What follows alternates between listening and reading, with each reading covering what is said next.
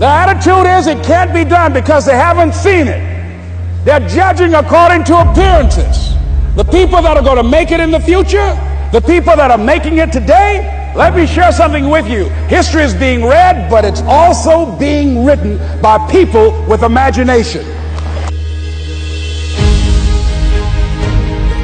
It's necessary you take responsibility for it, that you make it happen, that you don't give up, that you don't take any objection or disappointment or defeats personally, that you keep on keeping on, that you don't decide that I can't make it because you can't see the light at the end of the tunnel, that you realize that's a part of the program.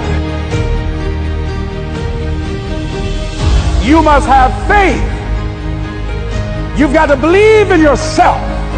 You've got to believe in your abilities. You've got to believe in your service, your company, your ideas, unquestionably. You've got to have faith, and that faith gives you patience. That it's not going to happen as quickly as you want it to happen. When you got an idea, you want to move on. You might not have the money, you might not have the education, you might not have the support or the resources you need.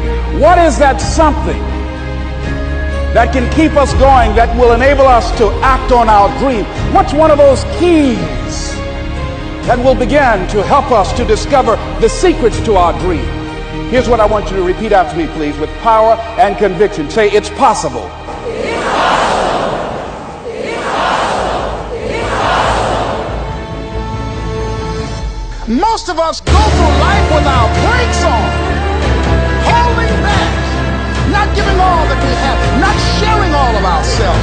Most of us go to our graves still holding on rather than releasing it because of past experiences, past defeats, past pain.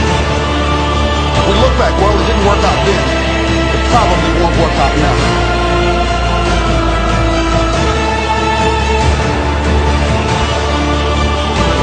Tonight we were exposed for what we are right now. It means that what I did didn't work tonight. And I got to separate what I do from who I am.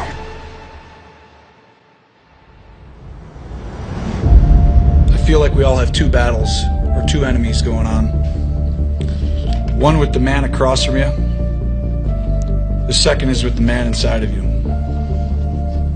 I think once you control the one inside of you, the one across from you really doesn't matter. And I think that's what we're all trying to do.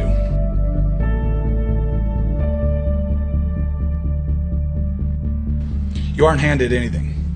You earn everything, every single day, over and over again. You have to prove it.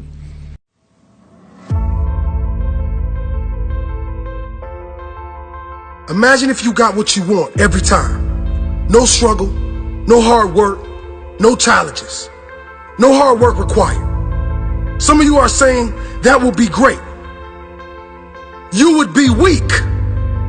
And then when something hard comes up in your life, you wouldn't know how to handle it because you have never gone through anything that strengthens you. You cannot grow without struggle. You cannot develop strength without resistance, without challenging yourself, without struggle. Pain is your friend. Maybe not in the moment, but for the evolution of your soul, for the long-term benefit of you as a stronger human being, pain is your friend. If you didn't have failures, if you didn't have struggles, if you didn't have disappointment, you could have no strength, no courage, no compassion. How could you? Those qualities are made from your pain and struggle. You are given pain because you are strong enough to handle it. You are given this life because you are strong enough to live it. Because you are strong enough to drive through it, to thrive through it, to inspire others through it. They will look to you and say, he did it, she did it, I have the strength to do it too. You are stronger than you think. You survived all your challenges to this point, and you will survive whatever is coming. But next time a struggle comes, I don't want you to curse the skies. Know that it was sent for a reason and a lesson. It might be to make you stronger. It might be to teach you patience. It might be for you to show others your spirit. There is a reason. So don't you give up. You have a purpose in this world. And you will only find it if you keep going and keep growing. Your struggle is a part of your story. Your struggle made you the person you are today.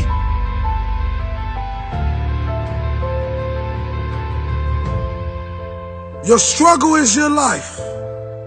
Your struggle is your gift. See, many people look at struggle like it's a bad thing. Your struggle will be the gift that the world falls in love with. Nobody wants to hear the story of the man that was given everything. People want to hear the stories of men and women that endured pain and turned their struggles into a gift. Do you want people just to feel sorry for you? Or you want people to look up to you? Do you want to be a legend? Because legends are born in the belly of struggle. Fear is only a fictional movie, but reality is the struggle. Reality is the struggle. So take the struggle and change your reality. Because the whole time you were thinking that your struggle was holding you back, it was really giving you the tools to become one of the greatest. No more second guessing. No more blaming others for the problems you have in your life. It's a new day. This is my one-way ticket to my dreams. Your struggle is your gift.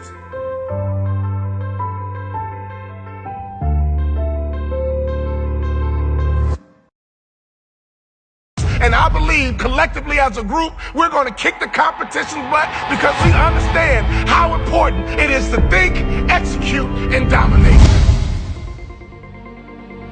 Suck it up. Get tough. Suck it up. Get tough. People want to have success. People want to make a lot of money, but they want it to be easy without any challenges. Do you think it was easy for me to become one of the top 450 basketball players in the world that you never heard of? The only way I made it to the NBA is I was fundamentally sound, I was mentally tough, and I never quit. And even when I wanted to quit, I had people in my life that would make sure I didn't quit. I hired and set out the top 10 motivational speakers, watched all their videos, and I watched them one by one because I understand that if I pay attention to what the best are doing, I could be the best too. I watched game film on Michael Jordan. No matter how much I watched, I couldn't do what Michael Jordan could do. I would watch Magic Johnson. I couldn't do what Magic Johnson would do, but I sat there and had these videos. I watched Les Brown, Zig Ziglar, Tony Robbins, but my wife was scared. I was scared. I called into my office and I said what husbands say. I said, babe, we're going to be okay. Every month the checking account is dwindling. I said, babe, we're going to be okay. Let's start a motivational speaking business. I go to Jerry Sloan and I say, Jerry, I'm trying to make your team, but since we don't scrimmage, I feel like I can't show you what I can do. Go to Corral, hear me clearly, listen to his answer, and it will unlock some mysteries as to how you become the best in the world at what you do over a long period of time. Jerry, I'm trying to make your team, but I feel like I can't show you what I can do. He says, Walter, I already know what you can do, but if you want to make my team, I suggest you listen, follow directions, and execute. Listen, follow directions, and execute. What I didn't realize, even though we didn't scrimmage in practice, throughout practice, we did drills, and he created what I call habits and rituals. Every single day, practice was the same. Every single day, we drilled on fundamentals. Every single day, we worked on the habits and rituals. So even though my mind was floating, even though I was selfish and self-centered, he was conditioning me into the culture through practice of habits and rituals. The reason why I tripled my NBA income in 3 years is because of habits and rituals. Next year, if your name didn't get called to come across the stage, I'm here to tell you they will call your name next year if you go back home and execute habits and rituals. I wanted to scrimmage for me, but Jerry Sloan was getting me ready to play for the Utah Jazz. So every day it was about habits and rituals. Having hot food is about habits and rituals. Great customer service is about habits and rituals. Being the best in the world at what you do, being a pro, is all about habits and rituals.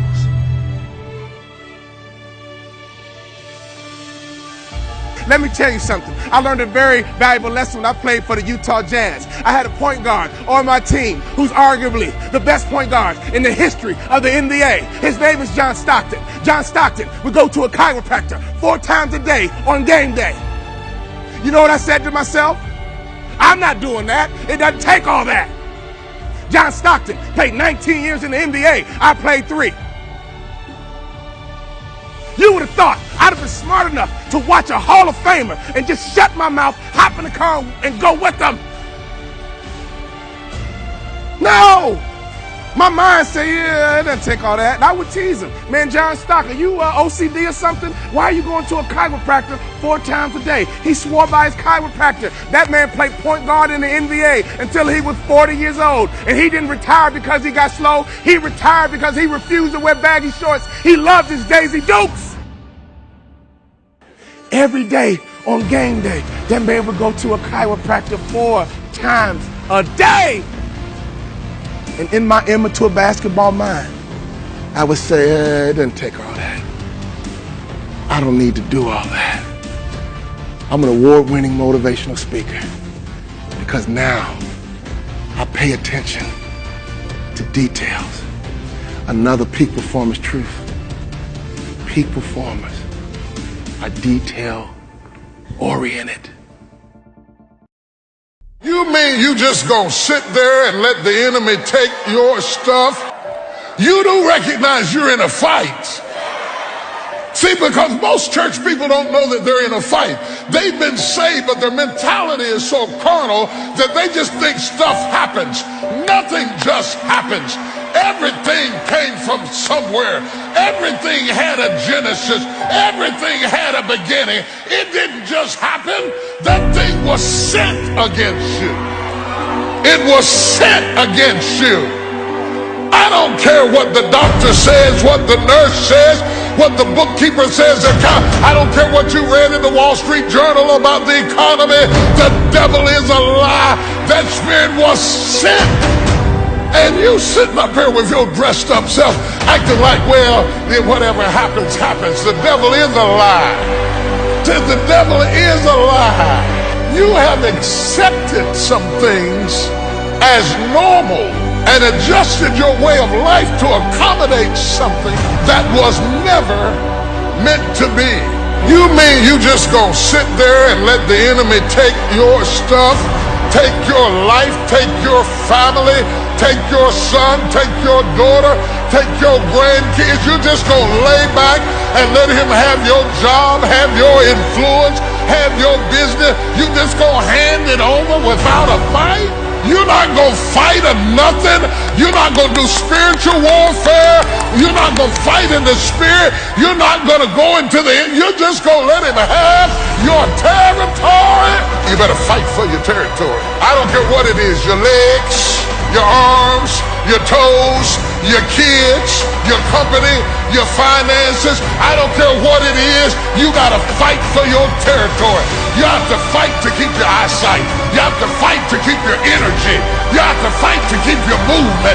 I mean, you have to fight for stuff that you used to take for granted. My God, do you hear what I'm saying to you? I say, I will fight. Don't you think for 1 minute that I won't fight. Don't you think I won't fight. Just because I'm 12 don't mean I won't fight. David was a boy when he killed Goliath. Don't let the fat fool you. I'm fat, but I'll fight. I'm gray-headed, but I'll fight. I'm a woman, but I'll fight. I'm an old man, but I'll fight you right now. Yeah, oh my God, I mean, I'll fight you right now.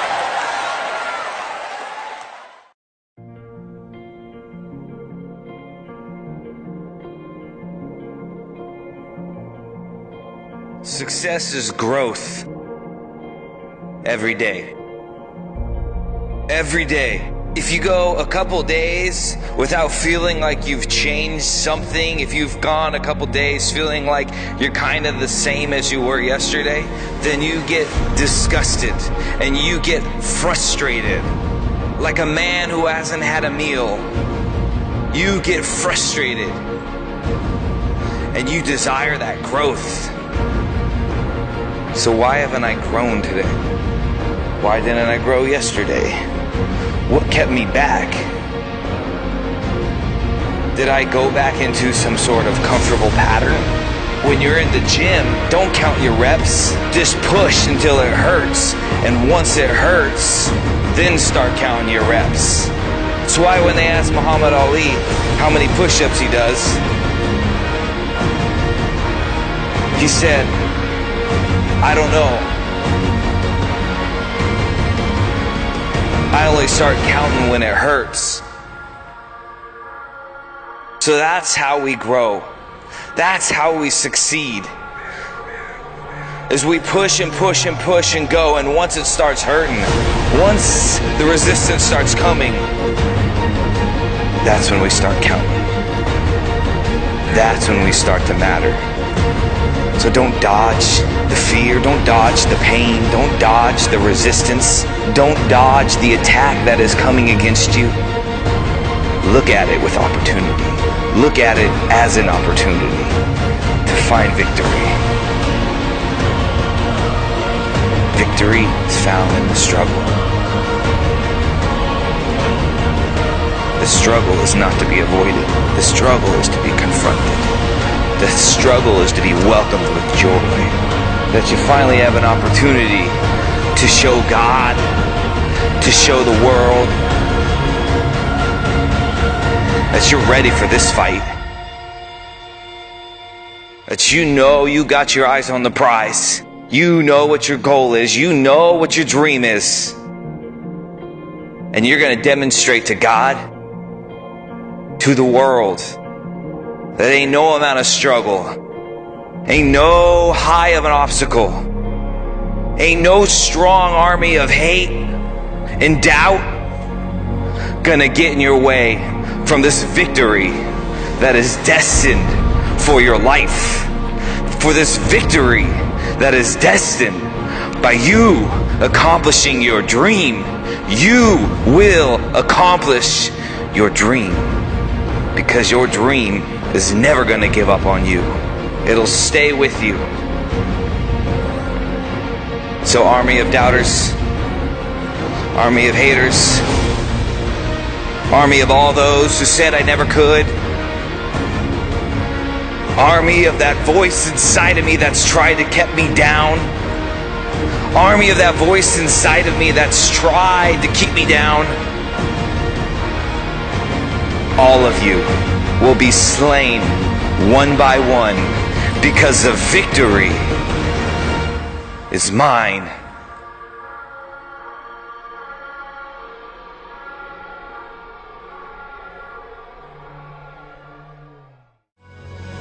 What the enemy shouts is weakness is actually your weapon. The truth is, you have no weaknesses, just strengths that you haven't discovered yet. Now the world will attempt to label you, categorize you, and box you in to a belief system that keeps you from being you.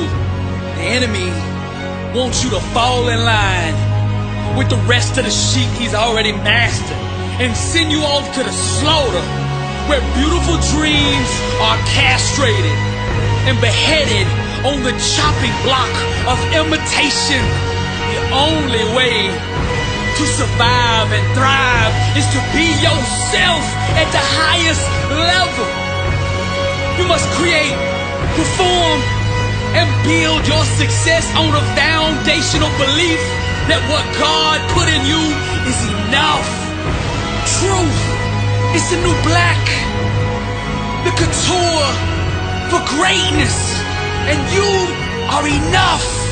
Staying true to yourself, keeping it real, Being authentic has more power to change the world than all the leaders and politicians combined. See, that's the secret. They hope that you don't find that out. Lies. The market already has enough of those poor little sheep. What the world seeks is exactly what you have to offer.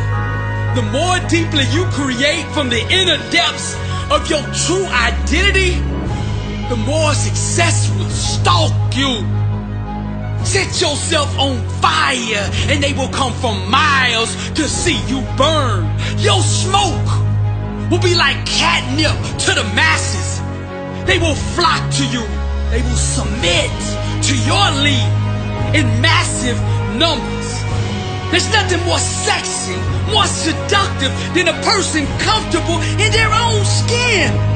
That's the place that you have to create from to be successful. You gotta be willing to get on the world stage, to strip down until you're emotionally naked, unrestrained, completely exposed, and dance with originality. Paint, draw, sing, design, produce from that space. That's the place, the factory, the holy land that has produced all the greatness the world has been so honored to experience. So I'm here to tell you right now that you are enough. That's the secret. Truth is the new black. I've enjoyed convincing you that you're nothing, you're never gonna be nothing, you came from nothing and you'll never get out. You'll never be loved, you'll never be happy, you'll never be blessed, you'll never be free, you'll never get yourself together, you will never be nothing. I've enjoyed attacking him. As long as you stay over there and this stays over here, everything will be all right. But the moment you try to break away from where you came from and take over new territory, that's when all hell breaks loose in your life. What you fighting didn't start with you. Go back in your family. That devil's been in that territory for a long time. He doesn't want to leave the region. That devil isn't interested in you. He's interested in your territory. He's interested in your region. He's after your turf.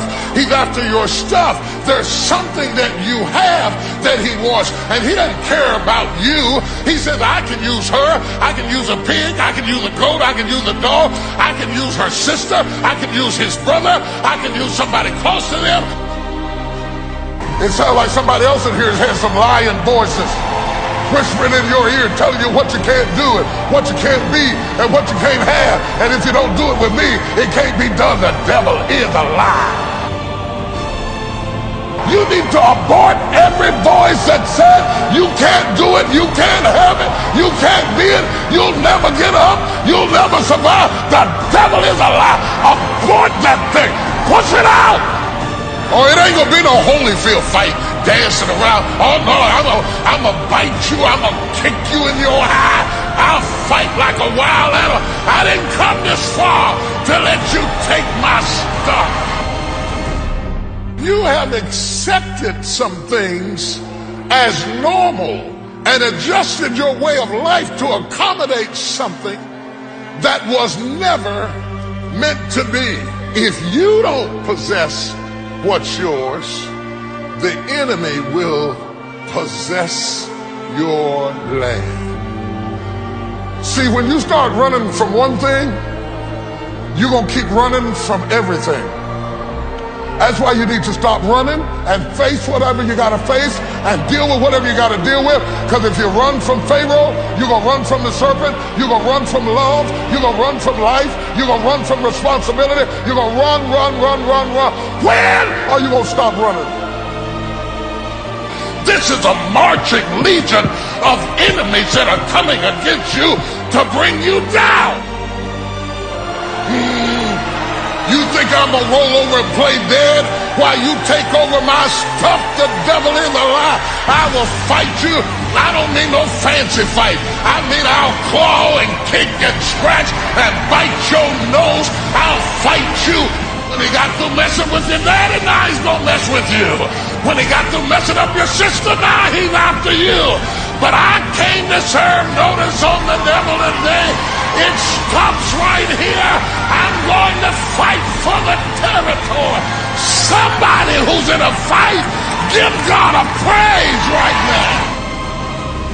And as long as you were a spectator, the devil was all right with that. But the moment you start raising your head and worshiping God, all hell breaks loose. Do you hear what I'm saying? Do you hear what I'm saying to you?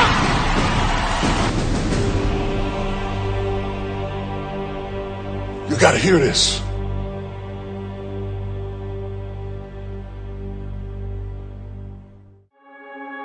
Don't give your territory over to the enemy. Now, in order to have territory, you have to have ownership. And the problem with you is that you might own territory that you don't even realize. That God has given you certain things up under your auspices and up under your authority that you've got to be prepared to fight for.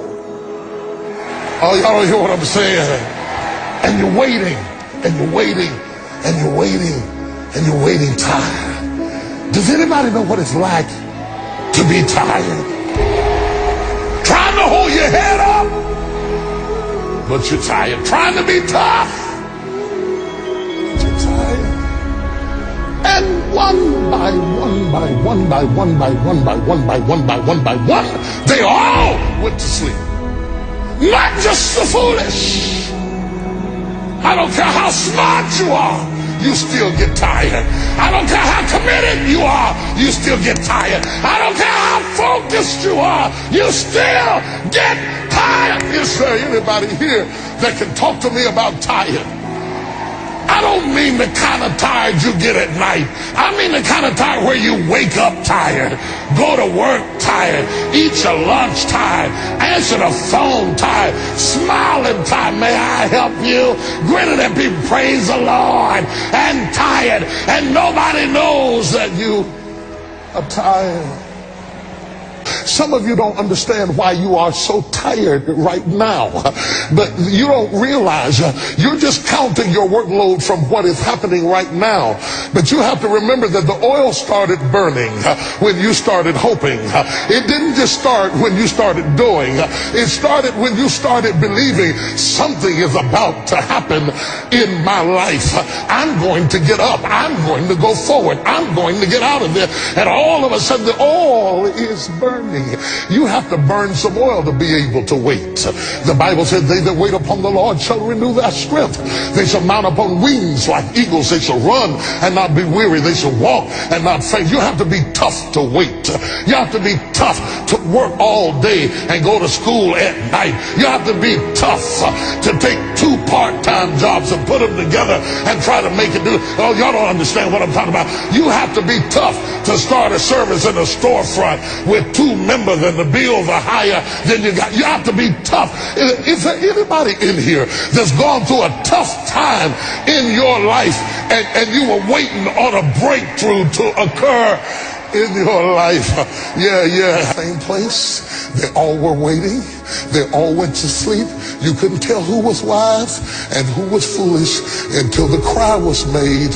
The thing you've been waiting on is coming. How you react to challenges tells whether you are wise or foolish.